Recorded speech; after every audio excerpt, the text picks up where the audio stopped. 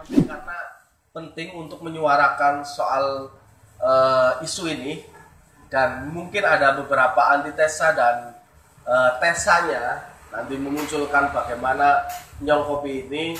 Kemudian biasanya kalau baik dan isunya menarik pasti akan diambil sebagai headline-nya Radar Tegar, biasanya begitu. Atau online yang lain, biasanya ada ayotegal.com dan sebagainya. Suara media ini menjadi kekuatan kita di Nyong Kopi. Selain juga nanti ada beberapa media sosial yang pastinya kita akan kemudian sharing di, pakainya pink lagi. Ini pas sekali ini pakainya pink, pas sekali dengan biar kelihatan melankolis lah gitu. Kekuatan kita biasanya kita sharingkan di beberapa hasil diskusi ini, kita sharingkan di beberapa stakeholder yang ada, termasuk Pak Sekda, karena beberapa kepala dinas juga menginginkan apa sih hasilnya dari diskusi Nyong Kopi. Kayak kemarin statement Bu Retno bahwa sebetulnya ini menarik dan saya ingin menghadiri, karena ini bagian dari kebutuhan dinas. Tapi karena berhubung nggak bisa, akhirnya kemudian diwakilkan, janjinya diwakilkan. Mungkin ini bagian dari suara perempuan Kabupaten Tegal yang saya kira kuantitasnya bukan hanya pada puluhan atau ratusan, bahkan ribuan dari penggemar atau institusinya masing-masing. Saya langsung panggil beberapa narasumber yang hari ini alhamdulillah hadir di tengah-tengah kita. Yang pertama saya panggil langsung Mbak Yunita Saptarina ST, kepada beliau tepuk tangan yang sekeras-kerasnya. Nah, ini kan terima kasih sudah datang, langsung menempatkan posisinya. Ya. Yang kedua kita panggil langsung Mbak Nurul Hidayati SSI MSI. Pada beliau tepuk tangan, beliau sebagai ketua PCI Fatayat NU Korea Selatan dan sekaligus owner Nikah Institute. Dan yang terakhir, kenapa saya kirikan, karena kayaknya paling sepuh. Meskipun Fatayat, tapi ini Fatayat Korea Selatan dan pendamping, kira-kira ya nggak apa-apa lah, ini kan adab sama ilmu biasanya lebih bukan adab, kata Kisen Kek. Oke, saya panggil Bu Haja Umi Faiza SE, kepada beliau tepuk tangan yang sekeras-kerasnya. Ini tradisi Nyong Kopi, beliau sebagai ketua Fatayat NU yang mewakili, kira-kira gitu. Jadi ketua 1 PC Fatayat NU. Kalau dari dinas belum hadir ya Mas ya? Nanti sembarilah kalau memang dari dikasih. Tapi bahwa lagi-lagi hari ini kita kekuatannya adalah bagaimana suara-suara itu didokumentasikan, kemudian kita sebarkan di media lewat YouTube-nya Nyong Kopi 2020, dan pastinya dosen pergerakan yang subscribe-nya mau naik ke 1000 insya Allah. Dan termasuk IG Nyong Kopi dan Facebooknya Nyong Kopi dan sebagainya. Oke, cukup sore, dan pastinya lewat keheningan sore ini, kalau begini ini kayaknya bisa lebih serius dan sebagainya. Kemarin itu karena Bu Asih itu membawa anak, jadi agak ramai dan sebagainya, jadi kita nggak fokus. Tapi mudah-mudahan ini bisa lebih fokus, kita ngomong gamblang soal bagaimana isu-isu hari ini dan PR hari ini di Kabupaten Tegal. Saya coba narasikan soal tadi siang, tadi malam saya melihat 5 berita, 2 atau 3 diantaranya adalah kasus anak dan KDRT lah, kira-kira begitu. Saya kira Indonesia belum terbebas pada bagaimana KDRT dan anak ini terlindungi, meskipun ada Komnas Anak, ada undang-undang perlindungan anak, sampai kepada turunannya adalah Perda tentang anak, kira-kira begitu. Nah, menurut pendamping sosial dulu deh yang ngerti kasus-kasusnya dan sebagainya.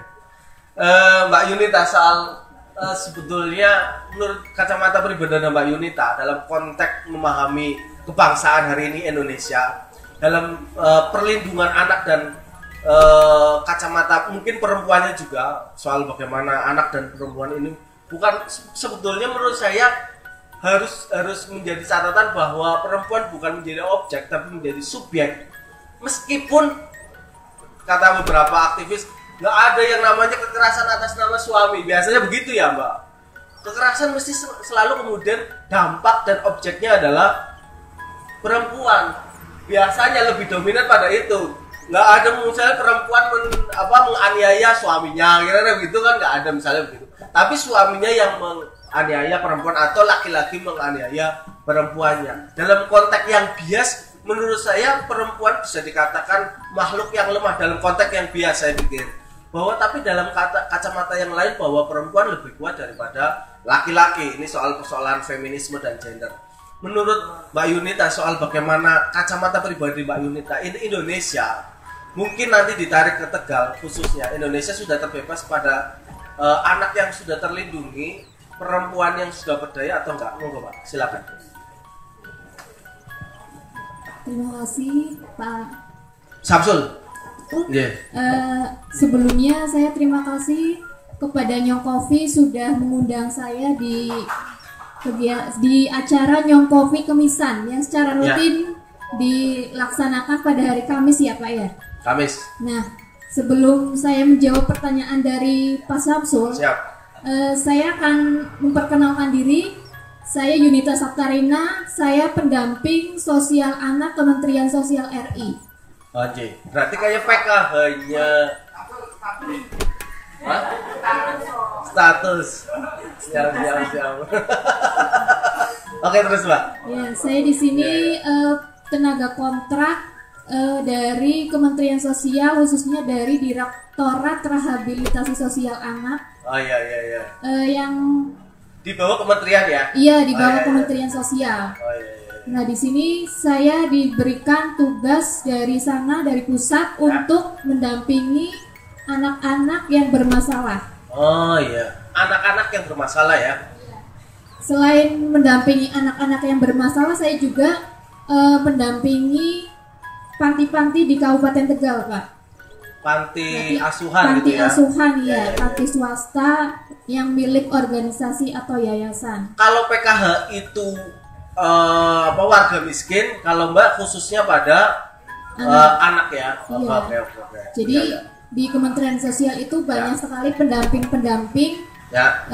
Khususnya ada pendamping PKH, ada pendamping anak, ada pendamping nafsa. Nah, Mbak termasuk salah satu dari pendamping itu ya? Ada berapa Mbak pendamping di sana?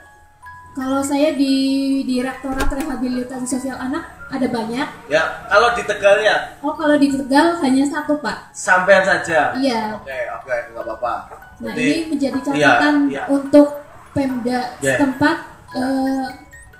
Untuk peranan penting pekerja sosial Pak, ini di sini jadi saya sebutnya Satuan Bakti Pekerja Sosial, sering disebutnya itu. Sudah pernah ketemu dengan Ketua Fatayat atau Komunitas Fatayat belum Mbak? Ini baru di sini. Oh Pak. Alhamdulillah, Jokowi mempertemukan Mbak sama Ketua Fatayat. Oke, terus Mbak. Nah, untuk mengenai kekerasan seksual ya Pak ya. Ya, kekerasan seksual dan ya anak juga. Menurut kacamata yang lebih besar dulu soal Indonesia dan sebagainya, menurut kacamata pribadi Pak. Iya, kalau di Kabupaten Tegal sendiri saya menangani, saya kan mulai menjadi pendamping sosial anak itu tahun 2016. Oh, udah lama ya? Di Tegal ya? Iya, di Kabupaten Tegal. Oh. 2016 sampai sekarang 2020, 4 tahun ya berarti? Iya, 5 tahun jalan Pak. Top sekali. Nah, di sini saya banyak menemui kasus-kasus anak yang kebanyakan itu dominan itu pelecehan seksual. Anak tapi pelecehan seksual di Tegal? Iya, walaupun ada jenis kekerasan ya Pak, ada kekerasan fisik, ada kekerasan emosional, ada kekerasan seksual. Verbal, non-verbal lah kira-kira gitu. Tapi lebih dominan di sini banyakkan kekerasan seksual, walaupun ada juga kekerasan fisik, kekerasan emosional. Kira-kira dari tahun per tahun meningkat nggak, Mbak? Ya, datanya itu meningkat, Pak. Kekerasan seksual Dari 2016 anak ya? sampai sekarang, ya ada peningkatan. Apa yang ditemui Mbak setelah kemudian begitu tuh anak dalam keadaan yang seperti apa, Mbak? Nah, itu ada beberapa faktor, Pak. Banyak sekali faktor Gimana? yang mempengaruhi. Dilihat dari kondisi lapangan. Oke, sebelum itu Mbak, kejadiannya mestinya itu oleh pelaku siapa? Orang lain atau orang-orang sekelilingnya? Biasanya di Tegal ya? Iya. Ya. Nah, itu pelakunya kebanyakan itu tetangga, keluarga terdekat seperti ayah kandung, ayah sendiri, Mbak ya. Masya Allah. Terus. Kemudian teman sebaya. Teman sebaya terus. Iya, jadi pelakunya anak, korbannya juga anak. Oh, gitu. Itu juga banyak. Atau pelakunya dewasa, korbannya. Oh, dan Mbak mendampingi itu ya, kira-kira gitu ya. Oke, terus kemudian secara psikologi anak setelah kemudian begitu itu bagaimana? Nah, secara psikologi dampak efeknya dan sebagainya kira-kira bagaimana? Ya, anak menjadi trauma, Pak.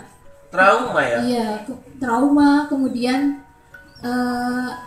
sering melamun seperti itu, terus ingin mengakhiri hidupnya, ya, mau bunuh diri sampai segitu ya. Iya. Dan Mbak pernah mengalami itu, pendamping itu di Tegal ya? Iya. Oh.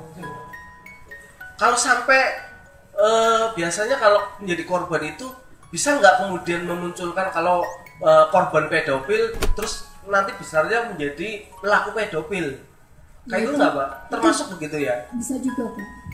Kan akhirnya kemudian harus ada pendampingan. Iya. Nah, di sini saya pekerja sosial khusus untuk menangani anak korban, Pak. Oke, ceritakan Mbak soal bagaimana pernah di daerah mana kemudian korbannya seperti apa dan kelas berapa dan sebagainya. Nah, coba Pak. Untuk contoh. Ya. Inisial nggak apa-apa, apa siapa gitu. Iya. F itu usianya sekitar 15 tahun. 15 tahun. Nah, anak dari seorang bapaknya bekerja sebagai buruh. Buruh ya? Iya. Buruh tani atau buruh pekerja kuliah? Iya. Sedangkan ibunya itu pedagang keliling gorengan. Oh, ibunya juga termasuk kerja ya? Iya. Jadi kebanyakan itu anak-anak yang mendapatkan perlakuan kekerasan seksual itu anak yang kurang mampu, Pak. Justru anak yang kurang mampu ya? Pelakunya itu saat itu siapa? Pelakunya itu teman dari media sosial. Berkenalan dengan Facebook. Oh, maaf, Pak. Itu anak umur sekolahnya apa, Mbak? SMP, SMA? Itu sudah 20 tahun. Oh, berarti SMA ya? Iya. Oh, itu bukan anak lagi kayaknya. Kalau korbannya itu anak 15 tahun. Korbannya 5 tahun. Iya. Pelakunya yang 20 tahun itu ya? Iya, itu perkenalan di Facebook. Kemudian diajak ketemuan, diajak jalan-jalan, akhirnya melakukan persetubuhan. Persetubuhan itu, pelecehan seksual itu laki-laki dan laki-laki ya berarti ya? Bukan, itu korbannya perempuan, Pak. Oh, berarti kok kayak pemerkosaan gitu ya, Mbak? Iya. Jadi dipaksa. Pemerkosaan tapi anak kecil gitu ya? Iya. Kalau yang laki-laki dan laki-laki ada nggak, Pak? Itu pedofil ya, Pak? Iya, maksudnya yang korbannya laki-laki, pelakunya laki-laki. Ada juga. Di Tegal ya? Iya, cuma jarang. Oke, saya ngomong soal data, Mbak. Kira-kira jumlah data di Kabupaten Tegal ini merupakan catatan Mbak Yunita itu merupakan satu kasus yang besar di Jawa Tengah atau enggak? Kasusnya? Di Kabupaten Tegal itu menurut saya ada yang lebih tinggi dari. Ada yang lebih tinggi ya, tapi dikatakan bisa besar nggak kira-kira? Besar ya. Sama Semarang tinggi mana, Pak? Itu Semarang, Pak. Semarang ya. Oke. Kira-kira sudah tergali bahwa beberapa kekerasan itu bisa melalui media sosial, bisa langsung bertemu, bisa orang sekeliling dan sebagainya. Dan kira-kira setelah kemudian didampingi oleh Mbak Yunita itu anak mau seperti apa Mbak? Tes. Iya. Awalnya itu saya mendapatkan laporan Pak dari Polres biasanya. Nah setelah itu. Oh berarti sampean itu atas informasi dari Polres. Iya, awalnya dari situ, kemudian saya melakukan home visit ke rumahnya, melakukan asesmen identitas anak, identitas keluarga, terus kronologinya seperti apa, kebutuhannya itu apa untuk anak. Kemudian setelah itu saya melakukan rencana intervensinya dari kebutuhan-kebutuhan apa yang akan diperlukan kayak gitu. Setelah itu saya melakukan intervensi kerjasama dengan PPT karena mungkin misalkan anak itu trauma, saya bekerja sama dengan pusat pelayanan terpadu di sini, Dinas Pemberdayaan Perempuan dan Anak itu Pak. Dinasnya ya? Iya. Di situ ada pelayanan psikologisnya. Nah di situ saya juga mendampingi terus Pak sampai akhir, sampai anak itu benar-benar pulih. Iya. Secara psikologis, secara apapun, mental dan sebagainya. Iya betul sekali. Nah dalam persidangan juga saya mendampingi anak. Termasuk dalam persidangan ya. Pendampingan dalam persidangan ya. Iya Pak. Meskipun ada advokat misalnya dan sebagainya. Saya kira penting untuk kemudian didampingi sampai karena sesuai dengan Undang-Undang Nomor 11 Tahun 2012 tentang Sistem Peradilan Pidana Anak, pekerja sosial itu harus pendampingan anak korban, Pak. Oke, Mbak, tepuk tangan untuk Mbak Yunita dulu. Saya masih memberi hipotesa kesimpulan bahwa Kabupaten Tegal, meskipun sebetulnya kenapa kita datengin dinas itu karena ngomong soal data, biar nanti ada beberapa teman-teman yang lain juga detail ngomong soal data, ngomong soal bagaimana pendampingan, karena bagaimanapun kalau kita datanya belum begitu valid juga susah ya Mbak ya.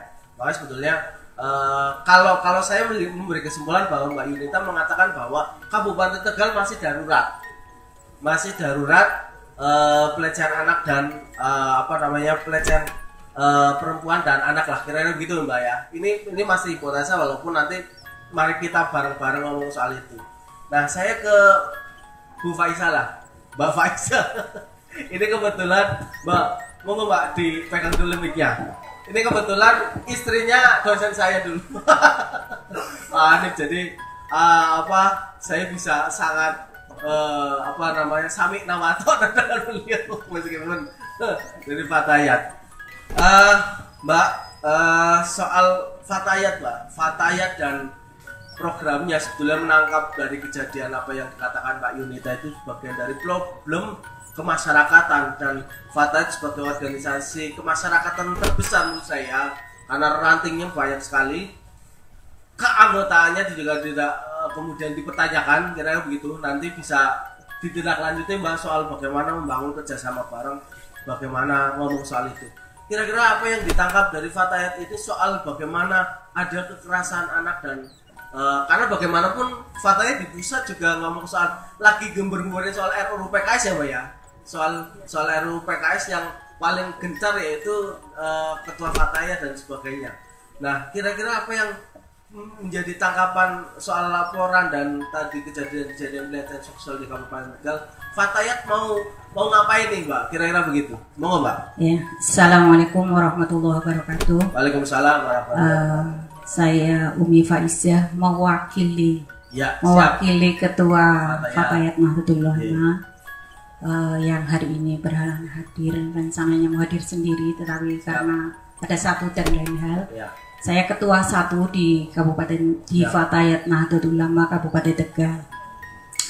Perlu diketahui bahwa Fatayat Nahdlatul Ulama itu adalah organisasi perempuan yang bergerak dalam hal keagamaan dan sosial.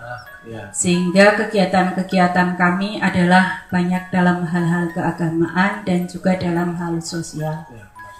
Terkait dengan permasalahan-permasalahan yang berkembang di lingkungan kami, karena kami adalah wilayahnya di Kabupaten Tegal, dalam pada hari ini materinya adalah sangat menarik sekali ya, terkait dengan KDRT, kekerasan dalam rumah tangga, kemudian ada pelecehan seksual dan pelecehan dan kekerasan seksual terhadap anak. Tentunya ini menjadi perhatian bagi kami, bukan hanya saat ini saja, karena termasuk yang menjadi perhatian dari program-program Fatayat adalah hal-hal yang menyangkut perempuan.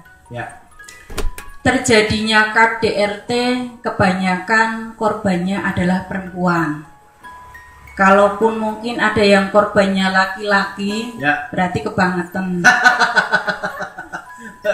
Ya, korbannya kebanyakan perempuan. Tapi alhamdulillah anggota Fatayat belum menjadi korban ya, Pak. Mudah-mudahan.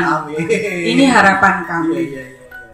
Kemudian ketika ada pelecehan, kemudian ada kekerasan seksual terhadap anak, yang menjadi korban adalah anak-anak yang merupakan bagian dari keluarga perempuan, dan tentunya ini akan menguras perasaan dan nurani sebagai perempuan, sebagai seorang ibu. Maka hal yang terkait dengan KDRT dan kekerasan seksual terhadap anak ini sangat diperhatikan, sehingga dalam Fatayat sendiri ada bidang yang memang menangani soal itu. Ya, diantaranya adalah terkait perempuan dan anak-anak. Perempuan. Jadi di bawah bidang advokasi. Di bidang advokasi politik dan hak asasi manusia. Di dalamnya lagi ada lembaga yang memang menangani hal-hal yang terkait dengan kebutuhan perempuan dalam hal hak asasi. Karena sesungguhnya baik perempuan maupun anak semuanya memiliki hak untuk mendapatkan kebahagiaan. Jadi kebahagiaan itu bukan hanya haknya laki-laki, tapi juga menjadi haknya perempuan dan juga anak. Kami di Fatayat Nahdlatul Ulama pasti ketika mendengar ataupun berhadapan dengan hal-hal yang berkaitan dengan KDRT akan melakukan upaya. Bahkan upaya ini bukan hanya upaya dalam penanganan, tetapi juga upaya dalam pencegahan. Permasalahannya adalah misalkan dalam KDRT, kita harus melihat latar belakangnya. Latar belakangnya apa? Pada kenyataannya, Mas sinten nggih? Samsul. Apen-apen kelalen. Pada kenyataannya terkait dengan KDRT saja, Mas Samsul. Kadang-kadang perempuan yang mengalami KDRT ini terkadang malu untuk mengungkapkan kalau dirinya menjadi korban KDRT. Apalagi kalau sudah harus berhubungan dengan hukum. Jadi kasus-kasus KDRT ini biasanya tidak sampai terungkap. Apalagi ada semacam kepercayaan bahwa ketika terjadi kekerasan dalam rumah tangga itu adalah aib ketika harus diungkapkan ke publik atau ke orang lain. Padahal seperti yang tadi saya sampaikan, bahwa semua orang berhak untuk mendapatkan kebahagiaan, termasuk perempuan dan anak. Dalam rangka pencegahan, dalam rangka penanganan, dalam rangka pemenuhan hak-hak perempuan dan anak, kami punya lembaga yang namanya LKP3A, Lembaga Konsultasi Pemberdayaan Perempuan dan Perlindungan Anak. LKP3A. Dan ini LKP3A ini ada setiap jenjang kepengurusan di Fatayat. Bahkan di Fatayat wilayah di Jawa Tengah, kami sudah sampai memiliki lembaga hukumnya yang melindungi. Jadi sudah sampai di tingkat ketika ada masalah sampai ke pengadilan dan sebagainya. Cuman kami di kabupaten memang kami hanya masih di bidang pendampingan, dan itu pun seperti yang tadi kami sampaikan, kebanyakan merasa malu untuk menyampaikan. Itu soal pendampingan sudah berapa kali, Mbak? Kira-kira berapa lah ya, untuk predikasinya? Kalau yang sampai ke kami tidak banyak, tidak banyak. Tetapi yang diketahui diketahui. Cuma itu tadi. Yang kasus-kasus KDRT tadinya wis wadul misalkan seperti itu. Jebulannya barengan mani. Itu loh kadang-kadang dalam keluarga seperti itu, sehingga akhirnya ya sudahlah. Artinya itu bagi Fatayat sudah tuntas atau ya sudahlah? Tidak, itu belum tuntas karena butuh pengetahuan bagi setiap manusia bagaimana caranya untuk mendapatkan haknya.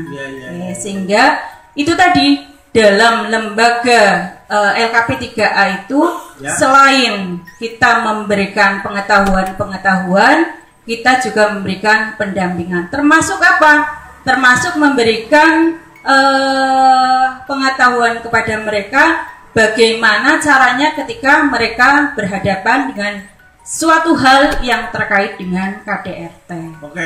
Menurut Mbak Faiza, kira-kira sudah Kabupaten Tegal sudah kondusif atau sebetulnya sudah itu tadi sebetulnya banyak tapi kemudian perlu kerja keras dari semua pihak untuk ngomong soal begitu? Kalau masalah jumlah, mungkin yang lebih tahu dinas terkait. Betul. Yang lebih tahu adalah dinas terkait. Tetapi permasalahannya bagi kami bukan masalah banyak atau sedikitnya. Betul. Berapapun harus kita atasi bersama.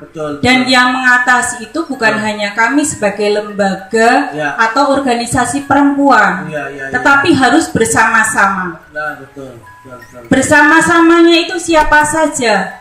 Kami masyarakat, organisasi-organisasi perempuan, dinas terkait, atau organisasi-organisasi lain yang terkait dengan masalah sosial yang ada di masyarakat. Siap.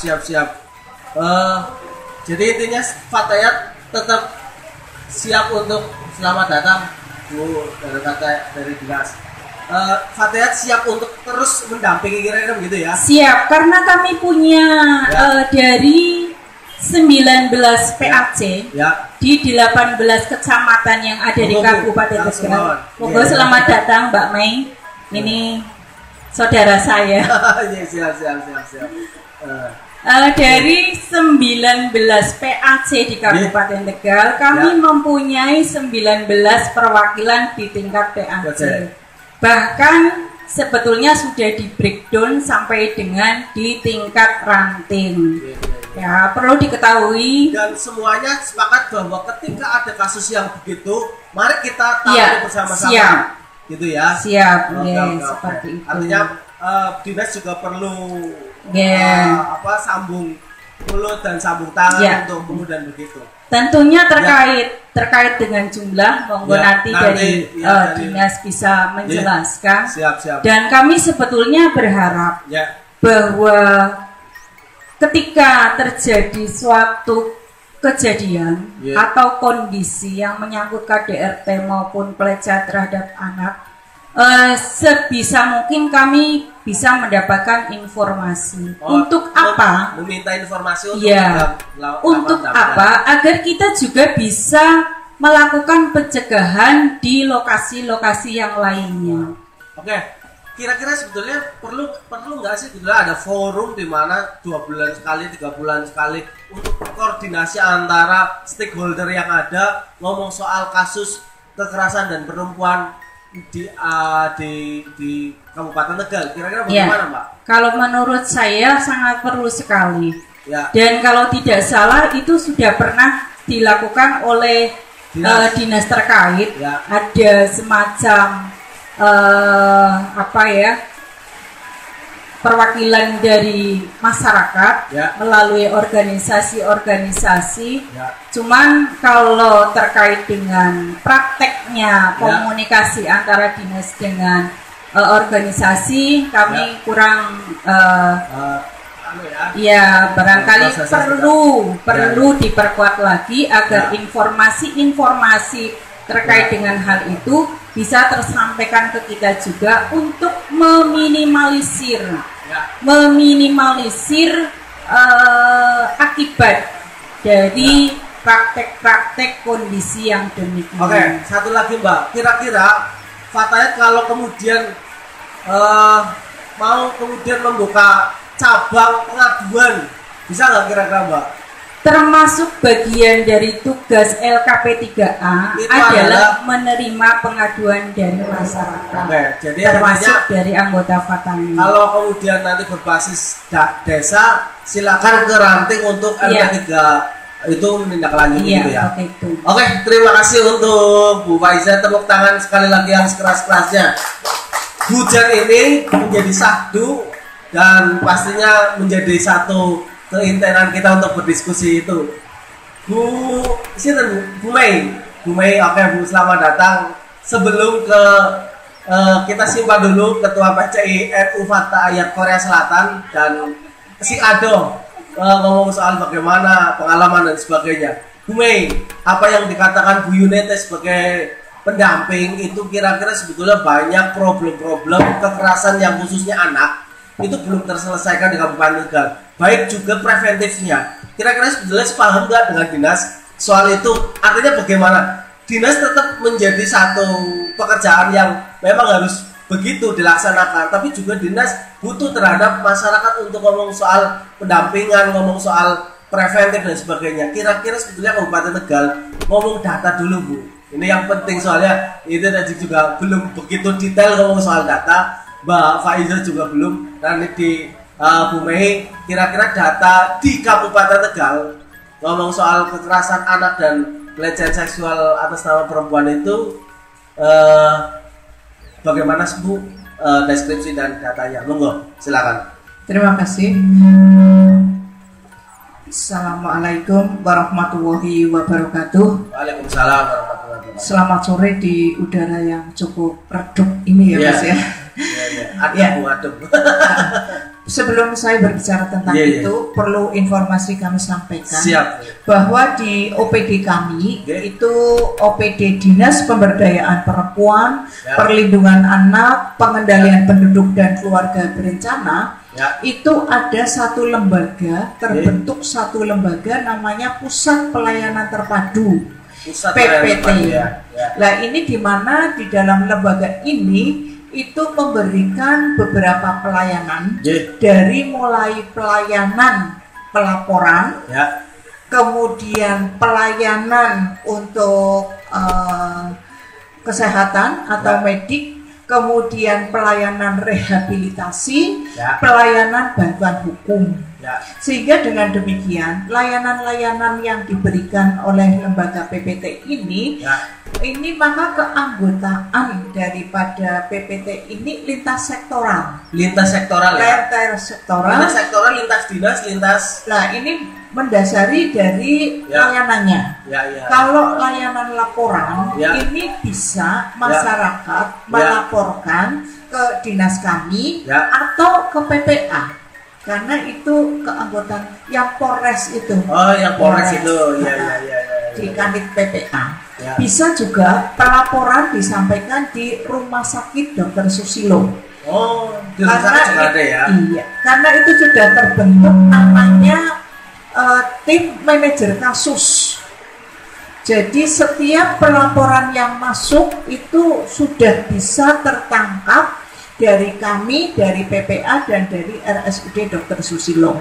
Kemudian keanggotaan yang berkait pelayanan jasa kesehatan, berarti di samping dari Rumah Sakit Dr. Susilo, ini kami juga berjejaring dengan Rumah Sakit Kardinal yang ada di Kota Tegal.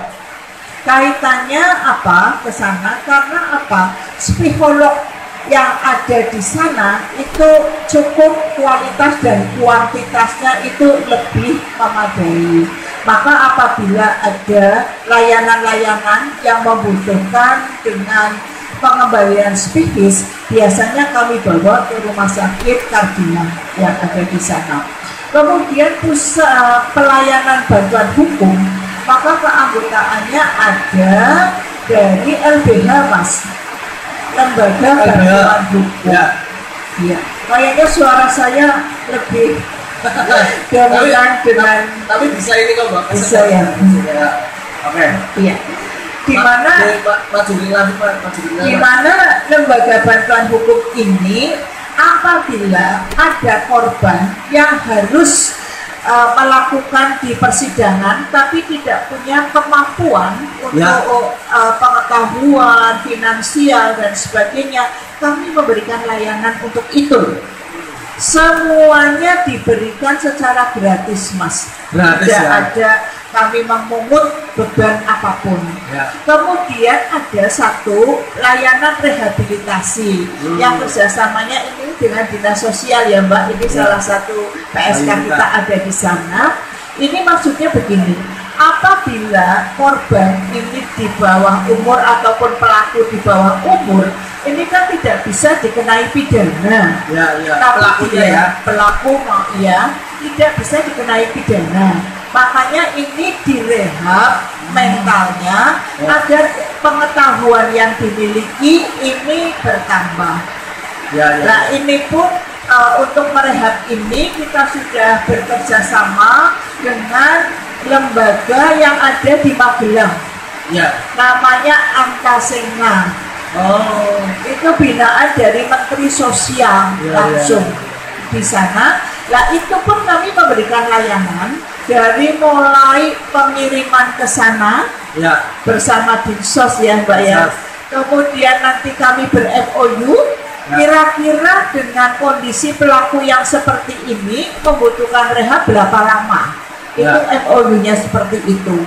Nah kalau sudah pada saat mereka selesai untuk masa rehab, kami juga menjemput ke sana. Menjemput, kemudian dikembalikan ke keluarganya. Setelah kembali kami selalu mengadakan monitoring. Monitoring kepada pelaku yang sudah direhab. Apakah hasil pelatihan yang diperoleh selama di Antasena dikembangkan atau tidak? Itu seperti itu. Kemudian untuk data kasus data kasus, Mas, memang sekarang ini kasus-kasus pelecehan seksualitas baik perempuan maupun anak di COVID-19 ini meningkat trennya. Mungkin karena apa, Mas? Kenapa meningkat? Mungkin dengan sistem pembelajaran yang sekarang ada, kan tidak KBM, kegiatan belajar mengajar secara langsung, tapi kan melalui program daring online. Nah ini kadang-kadang sisi negatifnya apabila orang tua tidak melakukan parenting yang bijak, ini anak akan mengakses dengan alat komunikasinya hal-hal yang negatif. Dan di masa anak pada umur itu kan rasa penasaran, rasa ingin tahunya lebih tinggi, sehingga dia melakukan. Akhirnya angka pelecehan seksualitas ini meningkat di Kabupaten Tegal, termasuk di Kabupaten Tegal, sodomi dan sebagainya yang menimpa di anak-anak ini meningkat sampai dengan posisi sekarang ini sampai angka 32 kasus per dekade 3 bulan terakhir. Sampai mulai dari awal-awal COVID seperti itu. Itu yang termasuk di Grobok dan di Tambalan, termasuk yang di Danasari, yang mungkin viral itu Kemudian termasuk juga yang di Kecamatan Dukuturi. Dukuturi ada ya? Dengan kasus-kasus seperti itu. Jadi ada satu kasus, ini jumlah korbannya lebih satu, Mas. Lebih satu. jumlah korbannya lebih satu, pelakunya satu. Iya, artinya maksudnya pelakunya itu siapa Bu? Kira-kira Bu? Pelakunya itu biasanya orang tertekan atau tetangga dan sebagainya biasanya. Biasanya dari kasus-kasus yang muncul, pelakunya itu adalah teman sebermainan. Teman sebermainan. Oh, teman sebermainan. Mungkin yang sudah berada pada satu rumah seperti itu. Iya. Nah itu pemicunya ke anak itu handphone, termasuk belajar di rumah dan sebagainya Bu ya. Nah seperti tadi saya sampaikan, ya. Pemicunya adalah penggunaan alat komunikasi dengan sudah Androidnya itu, tapi parenting orang tua ini tidak terlalu intens. Iya. Oke Bu, itu soal anak. Soal kekerasan dalam rumah tangga, kira-kira bagaimana Bu? Nah di dalam angka kekerasan dalam rumah tangga KDRT sekarang yang terjadi, filosofinya itu juga akibat COVID pandemi, banyak para pekerja yang di PHK. Oh iya. Akhirnya semuanya tanpa ada penghasilan. Akhirnya itulah pemicu jadi KDRT terjadi. Iya. Perempuan menjadi korban, sumber kemarahan lah gitu ya. Oke. Dan termasuk meningkat gitu ya Bu?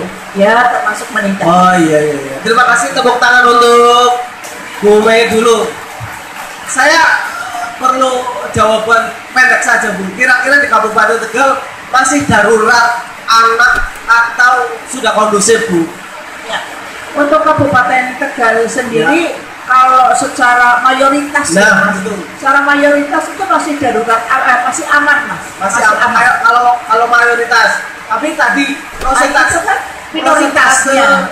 Prosentase di Jawa Tengah itu kira-kira termasuk yang tinggi atau kalau termasuk di 35 kabupaten kota se-provinsi Jawa Tengah, untuk Kabupaten Tegal masih di peringkat paling rendah.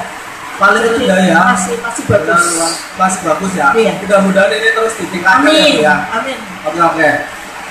Tepuk tangan lagi sekali lagi untuk Bu Mei. Ini hujan tetap langsung karena ada soundnya langsung di situ Bu. Nanti kita sudah pernah begini hujan tapi soalnya tetap masuk walaupun ada latar-latar backsound yang lain dan kira itu. Oke, saya langsung kembali ke Bu Mbak Ida Nurul Hidayati.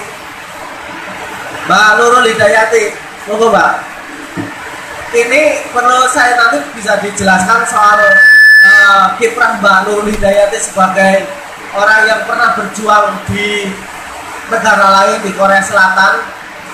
Kira-kira menarik juga untuk ngomong soal bagaimana apa yang pernah dilakukan di Korea Selatan Mbak.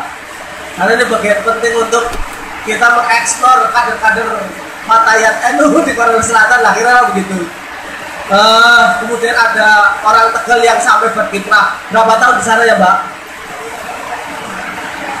3-4 tahun di Korea Selatan. Dan pastinya di Mbak Nurul ini sudah pernah kontribusi soal bagaimana membangun hubungan rumah tangga lewat nikah institut. Nah, kira-kira dari mulai perjalanan Korea Selatan sampai berjuang di Ketua Fatayat PCI NU Korea Selatan, dan pastinya nanti soal bagaimana menangkap isu kekerasan dalam rumah tangga. Monggo Mbak, soal bagaimana sampai dulu sebagai perempuan Tegal, kota Kabupaten Tegal yang kemudian di Korea Selatan. Monggo Mbak. Assalamualaikum warahmatullahi wabarakatuh. Tak kenal maka tak aruf ya.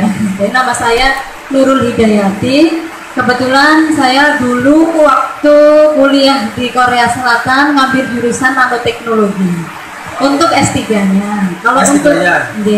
Kalau untuk S2-nya waktu itu jurusan biosafety. Biosafety itu apa berarti? Kayak keracunan pangan. Oh iya. Nah, waktu itu ceritanya dari ujuk-ujuk menjadi ketua Fatayat, main ke masjid, main ke Seoul dulu, terus mau ke masjid, ketemu sama ponakannya Gus Mus. Oh, Gus Mus Terbang. Ya. namanya Kiai Haji Ulin Nuha. Nah, Gusmus ini menjadi dubes di Korsel. Jadi kerja di Kedutaan Besar Republik Indonesia di Seoul waktu itu. Terus kemudian setelah ngobrol, kok ternyata sama-sama orang NU kan gitu. Terus kemudian beliau karena dulu saya juga IPP NU dan lain sebagainya, akhirnya Gusmus nge-instruksi gitu ya, ayolah dibentuk Fatayat Korea Selatan. Fatayat NU istimewa gitu ya. Iya, Fatayat cabang istimewa. PCI NU. PCI. Jadi waktu itu memang pertama kali waktu saya ke sana memang baru ada gitu.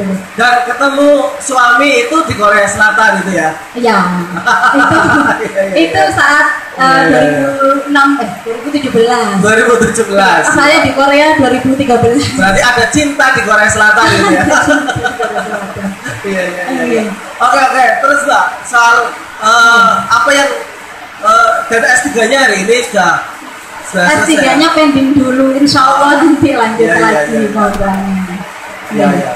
Pernah sering ngobrol sama Fatayat NU Kabupaten Tegal kayak belum pernah karena harus ngobrol lah, sharing minimal ketika ada kader Fatayat NU yang sampai ke Korea Selatan, sebetulnya menjadi motivasi ya Bu Faiza ya, bahwa mentalitas Fatayat NU sampai kepada Korea Selatan. Terus apa yang dikerjakan di sana Mbak, di Fatayat NU Mbak? Kalau waktu itu karena saya perempuan masih sendiri ya. Dan mahasiswa, jadi otomatis membagi waktu dengan profesor kan agak rumit gitu. Akhirnya kita lebih ke dakwahnya, dakwah pada teman-teman Indonesia yang di Korea untuk ikut ke NU, maksudnya untuk bergabung dengan teman-teman Nahdlatul Ulama. Termasuk TKW itu ya? TKW, mahasiswa. Jadi kita sering kayak mengadakan seminar ataupun konser-konser gitu. Misalkan kayak yang bencana longsor di Ponorogo, itu kita mengadakan kesenian gitu kan, sholawatan dan sebagainya, itu di tengah-tengah di pinggir jalan Korea gitu, dapat sekitar 800 juta, terus kita sumbangkan ke Ponorogo kan, gitu. Jadi sampai sekarang itu masih nggak dilarang ya di sana ya? Kan izin juga. Izin tadi perbolehkan ya? Iya. Nah, kira-kira pernah menemui soal ada TKW yang memperoleh kekerasan majikannya dan sebagainya, ada nggak Pak? Pernah menjumpai itu nggak? Kalau majikannya enggak ya, jadi untuk karena jadi awal mula saya bikin Nikah Institute itu karena memang saat di Korea sering dicurhati oleh teman-teman yang udah nikah. Jadi dicurhatin oleh teman-teman yang udah nikah itu kayak, kenapa ya Mbak, perempuan tuh cerewet sekali.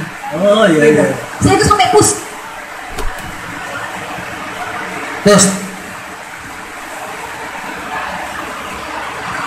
Sip. Ini aja.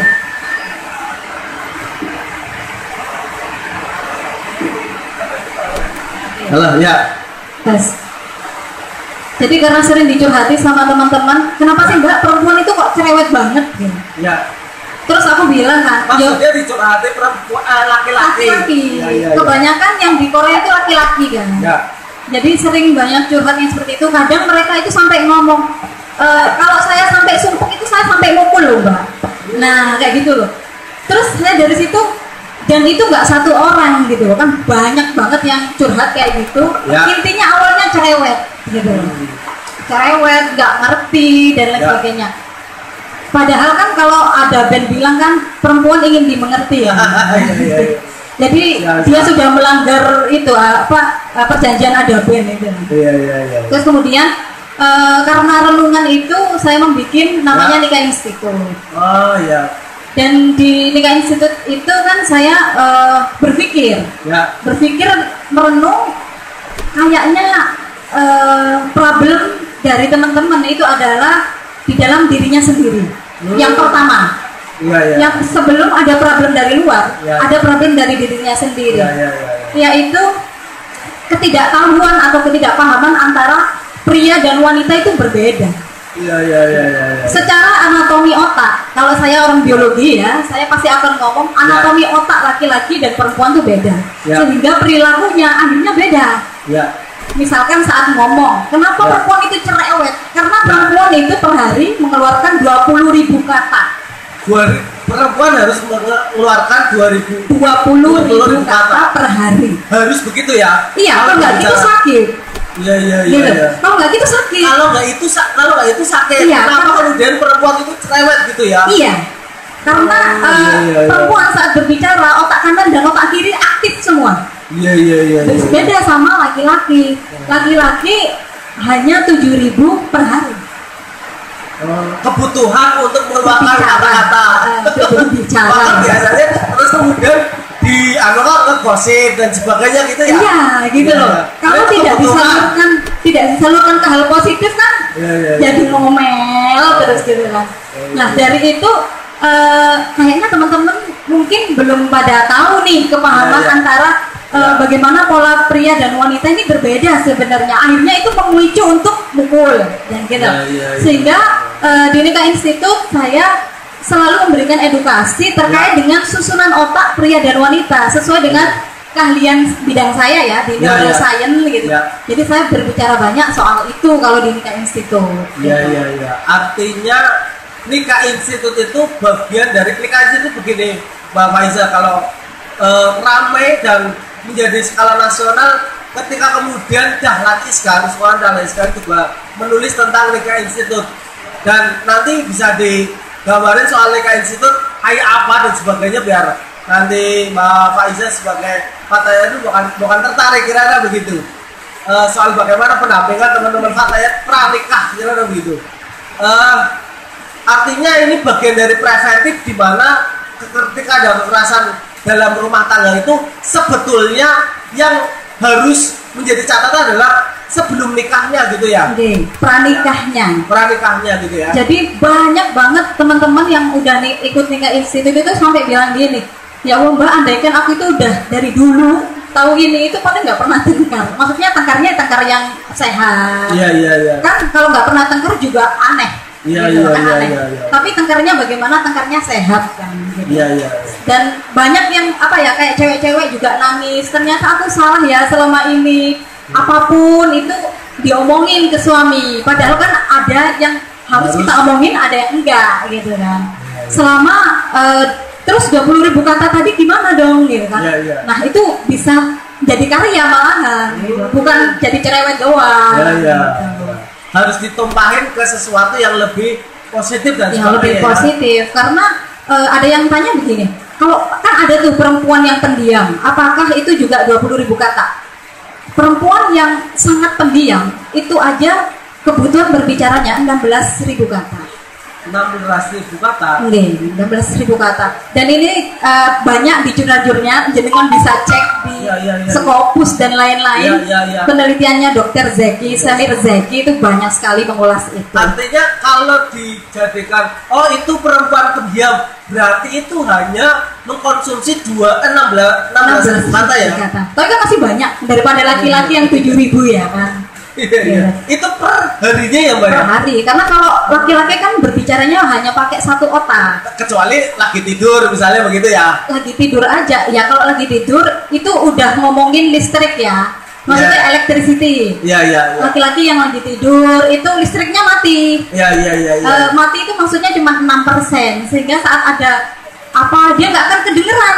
Makanya biasanya banyak ibu-ibu yang marah kayak, ini loh nggak pernah perhatian sama aku, kalau lagi tidur anaknya bangun nggak pernah diambil, padahal listriknya emang mati laki-laki itu kalau lagi tidur ya. Jadi di situ ada kesalahpahaman yang harus diluruskan. Tapi perempuan itu lebih cenderung bangun lebih cepat kira-kira gitu ya. Perempuan saat tidur pun itu listriknya masih nyala 90%. Jadi bapak-bapak juga harus menyadari itu. Kasihan ya, ternyata perempuan itu kompleks sekali gitu. Dan perempuannya juga harus menyadari bahwa pada saat tidur laki-laki juga listriknya mati gitu ya. Jadi pemahaman yang begitu tuh yang harus kita lalui pranikah itu ya. Karena ilmiah gitu loh, ilmiah. Terus Mbak. Ya. Soal Nika Institute Mbak, Ya, kalau untuk soal nikah institut sendiri itu kan ada kelas namanya pranikah. Kelas pranikah di nikah institut itu ada 14 kurikulum. Yang pertama membahas pola perbedaan pria dan wanita, itu aku sendiri yang ngajar. Terus yang kedua ada fikih ibadah. Oh, termasuk ada fikihnya ya? Iya dong, kalau keluarga ibadahnya nggak sempurna kan juga rapuh dong ya. Jadi fikih ibadah itu yang ngajar itu apa namanya pengasuh pondok Lirboyo, Lirboyo Kediri gitu. Oh, lulusan pondok pesantren gitu ya? Bukan, pengasuhnya. Oh, pengasuhnya. Pengasuhnya pondok Lirboyo, Ning Firda. Iya. Terus kemudian untuk fikih pernikahan kita pengasuhnya ada namanya Ustadz As'ad. Gus As'ad itu pengasuhnya pondok di Wiring Angon di mana itu ya? Tulung Agung. Oh, Tulung Agung. Jadi, dan itu basisnya online ya, Mbak ya? Online, ya online. Iya. Terus apa yang digerakin dari Nikah Institute itu? Yang digerakkan ya kelasnya bagaimana sih sebetulnya? Kelasnya sistemnya online. Ya. Kita memberikan materi kemudian tanya jawab. Dengan 14 materi itu kita selama 1 bulan. 1 bulan. 1 bulan. Kalau misalkan ngomongin keuangan finansial keluarga gitu kan, kita langsung ambil yang paling bagus. Di Jakarta ada Mbak Nikwina Hananto. Lewatnya apa, Mbak? YouTube atau? Kita kadang Zoom, kadang WA. Oh, WA sama Zoom. Berarti di dalam grup WA itu ya? Ya. Dan terus setelah mereka mengikuti kelas, kita kumpulkan di grup alumni. Ya. Alumni kita sekarang 4.000. 4.000 orang. Karena sekarang udah batch 17. Dan mau ya yang begitu ya? Iya, kalau kita ke kota kita pasti kopdar. Jadi masanya udah banyak. Saling menyemangati kan kalau dalam rumah tangga ada masalah. Itu ada apa? Fee-nya apa sih bahasanya? Oh iya, ada pendaftaran registrasi ya. Oh iya. Karena materi kita ada 8. Iya. Dan skala nasional kan kebanyakan gitu. Dan lumayan lah ya. Lumayan apa nih? Ya minimal berapa Mbak kira-kira prediksi? Artinya biar tahu ini sebagai komoditas ekonomi juga. Selain juga termasuk beribadah untuk mencerahkan pranikah itu ya. Tapi bahwa juga ada ruang-ruang ekonomi yang bisa tergarap gitu, Mbak. Kalau teman-teman Jakarta sih bilang ke saya setelah hitung-hitungan gitu kan. Ya. Ini. Oh ternyata kamu sodako ya. Karena kalau di Jakarta katanya itu nggak mungkin harganya segitu. Oh, murah gitu ya. Ya, kalau di nikah institut kan cuma 200-an. 200 per bulan. Per bulan. Itu 8 pemateri, 14 materi. Kalau di Jakarta itu udah 5 juta. Berapa Mbak? 5 juta kalau di Jakarta. 5 juta. Untuk 1 bulan pranikah itu ya? Kelas pranikah itu ya? Kita hanya 200. Makanya Mbak. sering digojoki sodako. Iya. Ya lumayan lah 200 ping. 200 ping. Iya. Daripada cuma buat yang lainnya kira-kira gitu, Mbak. Ini soal tadi perempuan dan kekerasan anak, Mbak. Kira-kira sebetulnya yang ideal itu kira-kira gimana dalam pembentukan setelah anak itu mengalami kekerasan menurut nikah institut seperti apa ya? Anak apa istri? Istri juga boleh. Istri dulu lah misalnya. Kalau saya ya sebelum mengalami kekerasan itu pasti harus preventif dulu. Tapi kalau sudah mengalami kekerasan kita harus cari tahu dulu nih latar belakangnya apa. Karena banyak kan psikologi yang bilang, para psikolog yang bilang kekerasan itu kan banyak pemicunya. Ada yang biasanya kok dia nggak pernah mukul kok tiba-tiba mukul. Biasanya punya simpenan. Oh iya. Ada banyak psikolog yang menjelaskan itu. Dari awal-awalnya baik-baik terus kemudian mukul. Ya, itu salah satu tanda. Ada pihak ketiga gitu ya. Salah satu tanda. Oh iya. Kalau tiba-tiba udah dari awal nikah sampai sekarang mukul berarti kan behaviornya emang kayak gitu. Ada apa nih? Dia insecure kah? Dia atau apakah? Kan ada psikolog yang akan menangani itu. Iya. Oke, tepuk tangan dulu untuk Mbak Nurul. Saya kira penting untuk kemudian saya kembalikan ke Monggo silakan Mbak. Ya, Mbak. Monggo silakan. Ya, terima kasih Mas. Iya, Di OPD kami memang ada yang berkait menangani khusus pemberdayaan perempuan, juga ada bidang yang menangani khusus untuk perlindungan anaknya. Barangkali hadir juga nih kami kepala bidang perlindungan anak akan memberikan statement. Monggo statement di dalam rangka langkah-langkah untuk perlindungan anak. Pergerakan mengajak Anda sekalian untuk berpikir, berzikir, dan bergerak untuk kebaikan bersama. Jangan lupa komen, subscribe, like, dan share-nya. Terima kasih.